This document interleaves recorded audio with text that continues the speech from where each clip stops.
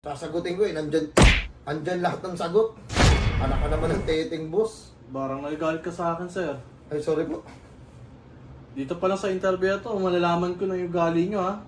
Like, pinapakita nyo na yung ugali nyo, maiinitin ng ulo, lalagay ko dito yan. Wag mo, wag. Alam mo, ha?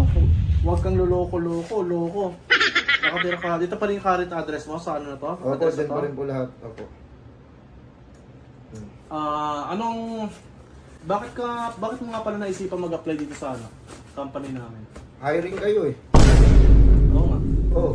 Kaya nag-apply ako kasi nakalagay doon hiring. Alisin niyo yun, hindi ako mag-apply. Hiring nga. May experience ka na ba sa ganitong trabaho? Actually, wala ka pa po eh. First time ko pala mag-work eh. First time mo pala mag-work, unang Opo. trabaho mo to 26 years old. Opo, First time. 26 old na po. Eh, nung ginawa mo nung 18 ka pa lang, wala, tamad ka. Huwag yun na pong anuhin yun. Huwag yun na Hindi, wala.